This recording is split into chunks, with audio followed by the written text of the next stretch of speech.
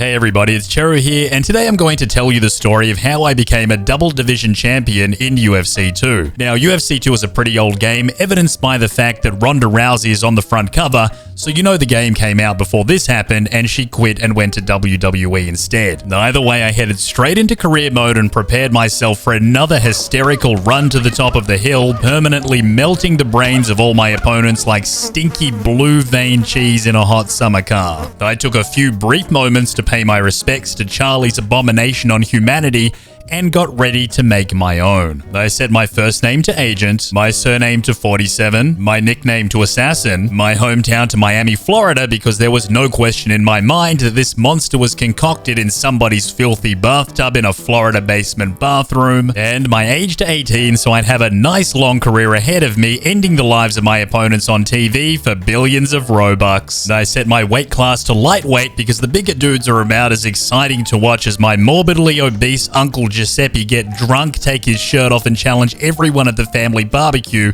to a Falls Count Anywhere wrestling match in the backyard. I was still smart enough, however, to slip in as heavy and tall as possible so the little men in the division would have absolutely no chance whatsoever. Then finally I went with Southpaw because I am a Southpaw in real life. I had a quick flick through the presets to see if there was anything that looked a little bit less like a K-pop idol or a 1980s MacGyver, and then finally for some reason decided to settle on the main character from Sleeping Dogs but with a mohawk. As usual, I was tempted to go with the old business in the front, party in the back, but I resisted, and I thought about gluing my living room carpet to my stomach and chest, but it was hunting season in Florida, and I didn't want to take any chances.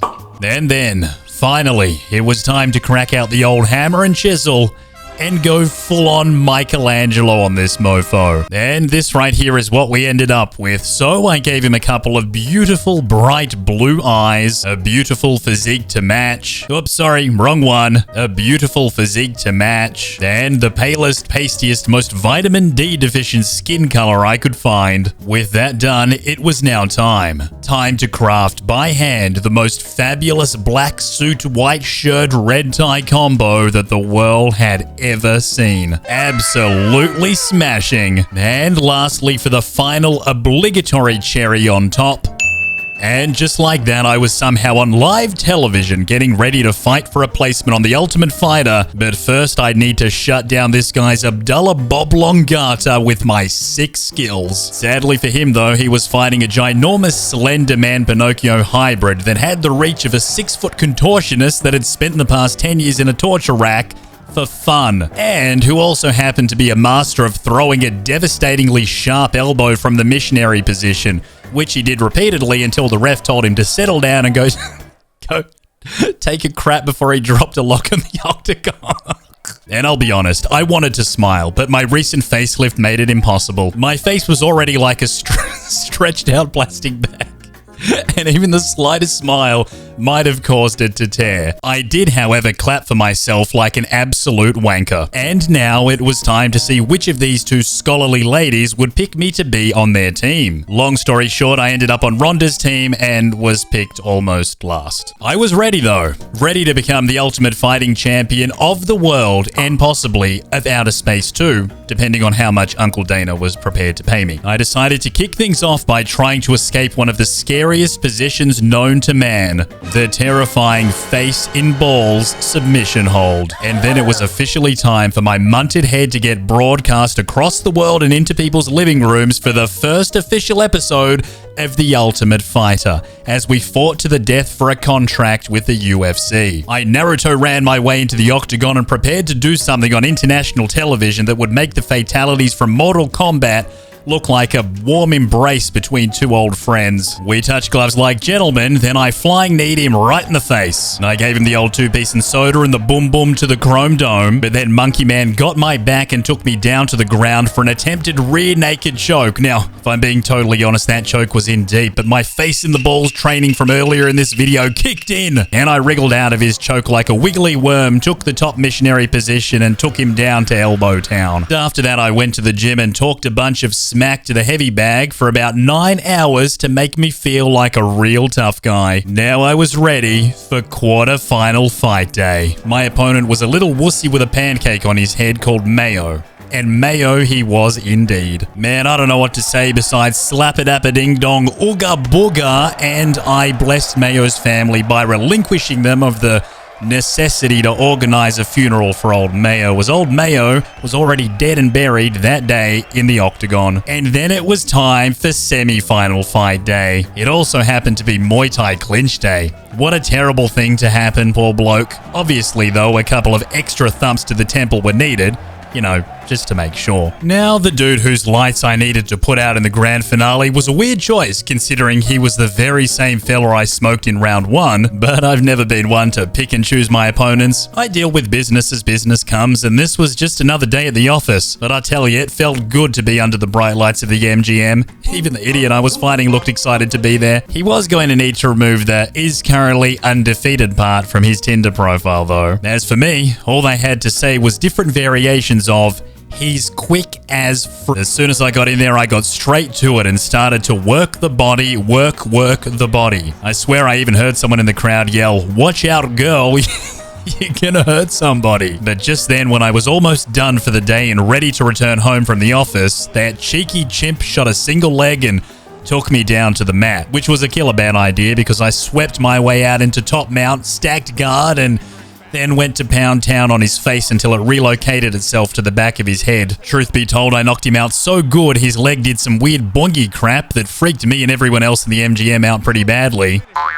And my boo-boo Ronda Rousey gave me some sugar right in the middle of the octagon. I was now officially a member of the UFC, and it was time to smash fools for some Bezos-level V-Bucks. The first thing I did, though, was take all of my newly acquired UFC dollary dues and spend them on cosmetic surgery, because I'd only just made it into the actual UFC, and I couldn't stand looking at myself in the mirror without wanting to smash it and shoving all the broken pieces of glass up my bum. This is what I finally ended up with, and boy oh boy was it glorious. Now, this was my first official UFC fight, so I did what any other bloke with a big munted head like myself would do, and made my opponent walk all the way across the octagon to touch gloves with me so I could jump in the air and knock all the teeth out of his mouth in the first 3 seconds of the fight. There was a moment though where he tried to Bruce Lee me in front of the entire world, so I Bruce Lee'd him back, then went Superman on his face and just laid into him like a hungry dog on a 21-piece bucket of the Colonel's secret recipe. And to be fair, I did pretty much exactly the same thing to every other no-name can that I went up against. But the most notable of them all was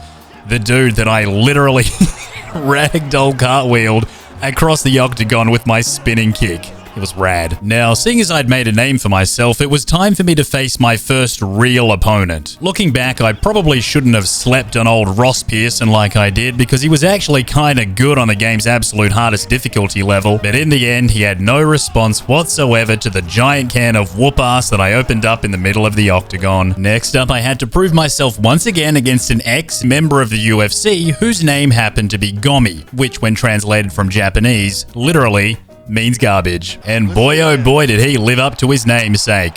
Or die up to his namesake. I don't know, can you do that? My next opponent was probably a little bit too friendly for his own good and kept insisting on a start of round fist bump, despite me repeatedly smashing him in the head every time he tried. He did manage to land a couple of cracking elbows on my noggin, so I took him out on a hot date with my knee. A hot date which unfortunately for him didn't conclude with the happiest of endings. Now, strangely, despite my last couple of fights in which I practically took 0 damage, my retirement was seemingly on the horizon. I knew I had to act fast and smash more face ASAP if I ever wanted to become champ. I also got 1,092 evolution points, which allowed me to grow 3 more on my head. My name was also circulating around social media and I was becoming mad popular. Matter of fact, I got 1,280 new followers, bringing my total follower count to 1,280 followers. And then blammo, I got called out by Rafael dos Nachos, who, when this game was released, was actually considered good.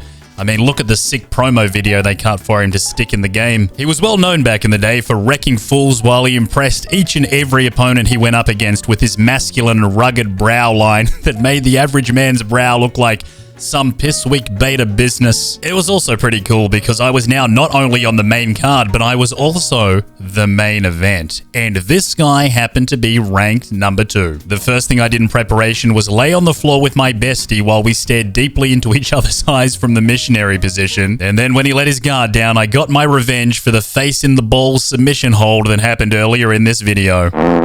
The fight started with the referee feeling Dos Nachos' brow to check if it was all natural, and then for some reason also checked his bollocks. He, not being an absolute piece of garbage like me, tried to touch gloves, which seemed like the perfect opportunity for me to shoot for a single leg takedown, which I did, no shame, and then proceeded to vigorously and relentlessly elephant hump his ribs with my knee repeatedly. The reason for this was that I was weakening his core so I could eventually pull off his own signature submission move on him and humiliate him in front of the entire world before breaking his arm and shoulder in 47 different places, which actually happened to be my signature submission move.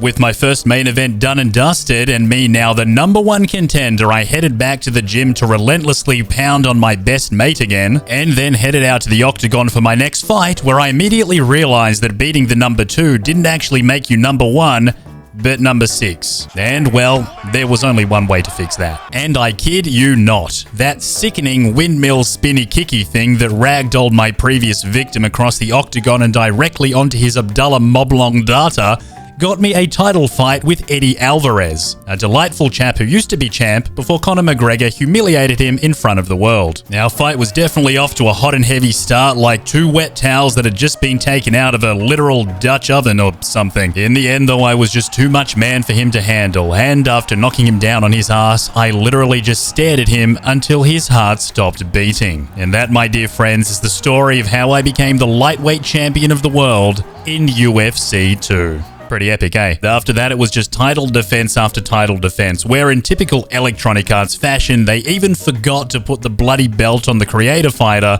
so you're perpetually holding an invisible strap that nobody can see and that probably doesn't even exist. Either way, it wasn't even competitive. My elbows were a knife and my opponents were salami. Then, just for extra lols, it wasn't just the fight intro that had me holding the lightweight champion of nothing but air belt, but literally every single instance in the entire game that should have had a belt in it.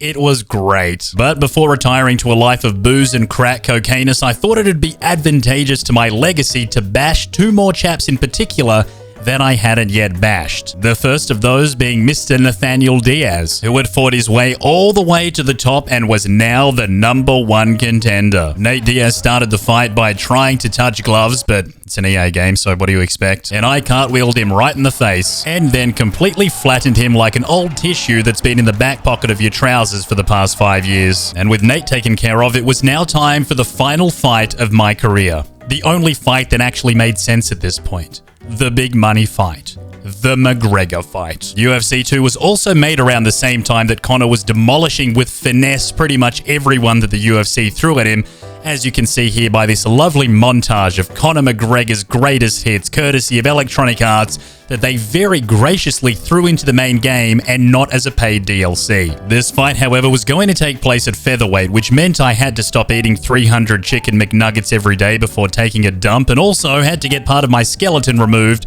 but I was in my prime, undefeated, the champ, and ready for a challenge. I also really like money. Unfortunately, however, Conor didn't really provide that challenge, and I walked out of the octagon in less than 10 minutes with $500 trillion, a super yacht, and the deed to the entire Cocainous Islands. Oh yeah, and I was the new featherweight champion of the world too.